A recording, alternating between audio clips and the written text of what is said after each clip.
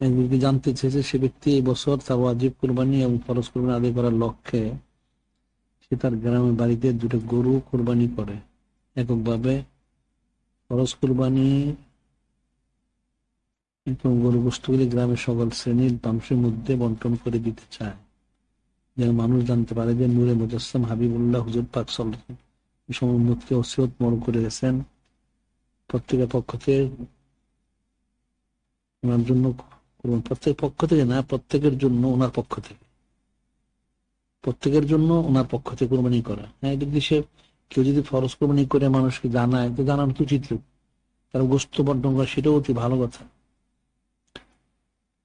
জানার বিষয় হচ্ছে উক্ত ব্যক্তি সুমহান অসুবিধার ফরজ কোরবানি না দিয়ে গ্রামের বাড়িতে অতি গ্রহণযোগ্য, তার ব্যক্তিগত ব্যাপার। এখন মূল বিষয় হচ্ছে আসলে ফরজ কোরবানির যে বিষয়টা, এটা তো খালি বস্তু বন্টন করে দিলেই তো মানুষ বুঝবে না, মানুষকে জানাইতে হবে, বলতে হবে, সবাইকে জানানো উচিত, বলা উচিত। গোস্ত কতজন সে বন্টন করবে?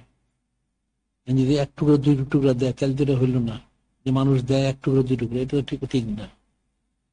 এখন যারা সোয়ালকারী তারা হয়তো সোয়াল করে নেয়, এমনি যদি দেয় নিজের সামর্থ্য থাকলে মোটামুটি জানা যায়। আর যদি সে যদি 10,000 থেকে সংগ্রহ করতে পারে সেটা আলাদা কথা। আল্লাহ বলছেন যে আতিমুল বায়সাল ফকির আতিমুল কানিউল মুহতার, তোমরা কুল্লু তোমরা খাও এবং যারা অবস্থা তাদেরকে দাও, যারা বেকুল ভাবে চায় ফকির মিসকিন তাদেরকে দাও, আর যারা অনেকে চায় না শরাফতের কারণে তাদেরকে দাও। এটা অবস্থা অনুযায়ী দেওয়া উচিত। আর ওয়াজিব কুরবানি হোক ফরজ কুরবানি 3 ভাগ যে বর্ণনা করা মুস্তাহাব, 3 ভাগ করা, এটা হলো 3 ভাগ করা মুস্তাহাব। এটা হলো গোস্ত বেশি থাকে। এখন একজন 1 ভাগ কোরবানি দিল, একটা খাসি দিল, তার বাড়িতে 5-7 জন মানুষ, গোস্ত হলো 8-10 কেজি। এখন যদি সে 3 ভাগ করে 2 ভাগ দিয়ে দেয়, তার পরিবার লোক যদি খাওয়াতে পারবে না। পরিবারের লোকদেরকে 10, 11, 12, 13 4 দিন খাওয়ানোটা হলো তার দায়িত্ব করতে হবে।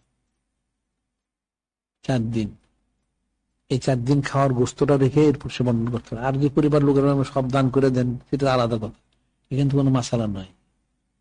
এই জন্য এটা মোস্তাহাব বলা হয়েছে। কেউ যদি বন্টন করে 10টা গরু দেয়, একটা গরুকে 9টা গরু বন্টন করে দিতে পারে, কোনো অসুবিধা নেই। এরপর থেকে সামর্থ্য অনুযায়ী এখন সেও ফরজ কোরবানি করে ওখানে বন্টন করুক, ভালো কথা। এখন সে দরবার সুবিধা এনে ওখানে দিচ্ছে, সেটা তার ব্যাপার, তার বলার কিছু নেই এখানে।